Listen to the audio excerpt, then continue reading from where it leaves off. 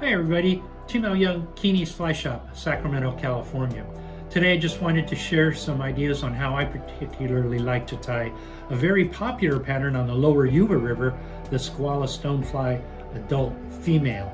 It's a great pattern for you to learn how to tie, and if you really want some action on the lower Yuba, you should learn how to tie this fly because it really works and it's really been proven on the lower Yuba. So learn how to tie it and then go fishing. So now that the hook is in the vise, we'll just start the thread in back of the eye with jam knot and take all of the thread back to the tie-in position, and we're going to use the tag end of the thread as the rib, so we'll have a nice long tag. Then what we will do is take our peacock herl. I've already trimmed the butts off, and so what I'm going to do is tie this in for the egg sac now. I'm going to use your basic pinch technique, tie that in, and 2, 3 nice substantial wraps, cut those butts off.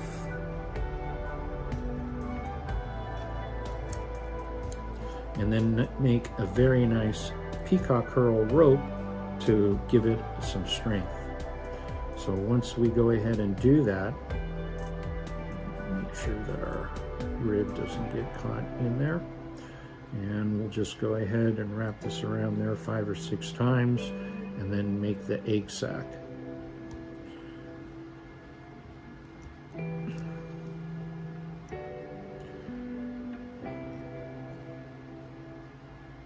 Once we have the egg sac the proper size that we're comfortable with, then we can go ahead and just tie it off.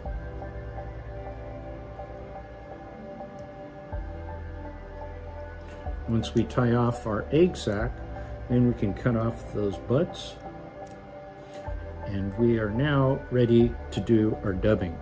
So we'll go ahead and just use some hare's ear dubbing, and we'll just use a standard way of dubbing our thread. This is not going to be anything like a body for the Parachute Adams where we're using super fine dubbing and we want a nice skinny body. What we really want is something kind of fuzzy a little bit, and that's all we need. So once we get our dubbing on the thread, we'll just wrap our body to 70% forward, and we will keep our rib in the back. And just dub our body all the way forward, and then counter wrap our rib.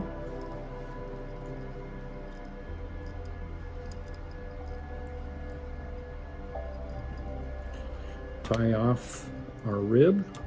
Advanced technique would be to take our rib back the way it came and put one wrap over it to lock it in. Advanced technique. And then we will just tie in our flash. Flash could be of any kind of nature that you want. I like to use a pearl type, and you can go ahead and do this many different ways. I just like taking a chunk, nice long chunk, and I will divide it in half and tie it in. Don't have to worry about the tips being even. In fact, a little bit of uneven is the way I want it. So I like that, so I'll just go ahead and make my tips equal to the bend of the hook. Use the best pinch technique that I know. Make sure that it doesn't go anywhere. And it should be no longer than the bend of the hook. If it is too long, you can go ahead and pull it a little bit short. And once you have it at the proper length, I like to just give it an insurance couple of wraps, and there's your underwing. And go ahead and cut that off. And now it's time to use some deer, and the rule for this particular pattern so that we have the proper amount of deer is to look at the gap of the hook. And what we want is about 3/4 of the gap of the hook of quantity of butts that we're going to cut off of the pelt. And once we cut that off of the pelt, we just need to clean the underfur. So you can do that with a comb. A mustache brush works really, really well. If you don't have one, you can just use your fingernail and just comb out all of that under fur. Another technique that people use would be to get your scissors and use your scissors as a comb and get out all of that under fur.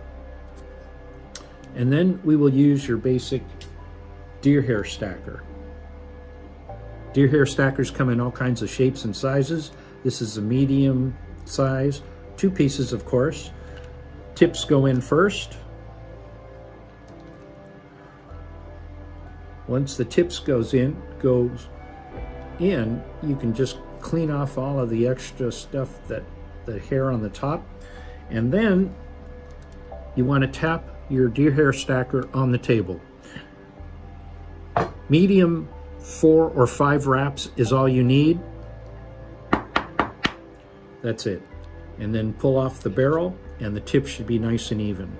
Once they're nice and even, take them out. And you want to make sure that your tips are equal to the length of your flash. So once you go ahead and you get your tips kind of close to your flash, then go ahead and do your best pinch technique. First wrap should be about 80%, next wrap 90%, next wrap after that about 95% of the breaking strength of the thread. And that way you don't flare the wing to a large extent.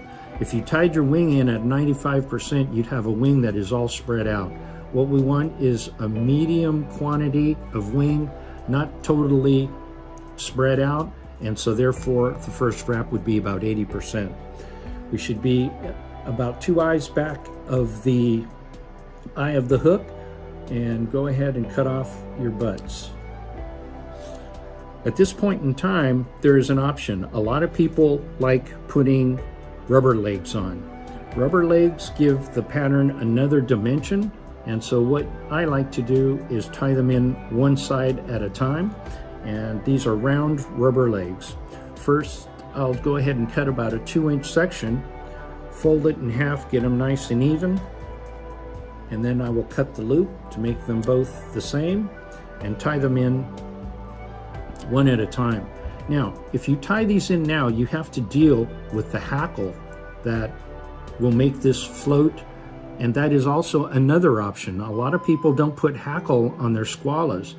This is a pattern that has it, and so you can either go ahead and hackle your pattern now and then put the legs on, or you can put the legs on and then hackle it. We're going to put the legs on now, and we'll do one at a time. First wrap, I'll just tie it in, get it situated, make sure it's parallel to the hook shank. I like that. And then I will go ahead and move this so that I can see that this is parallel to the hook shank on the other side. Give it 2 wraps and line it up so that it's even.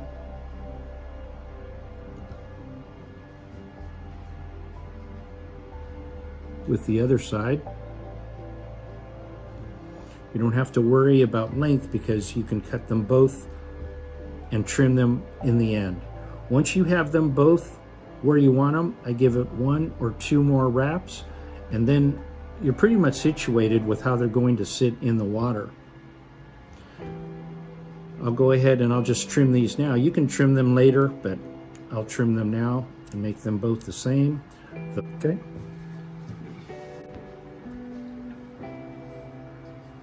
Now I am going to tie the hackle in. It's very important that you always keep the concave side of your hackle to the bend of the hook so that you have the proper configuration and bend of the hackle. So I'll put the legs on now, always keeping the concave side of the hackle towards the bend. Make sure it doesn't twist on you because they always want to do that.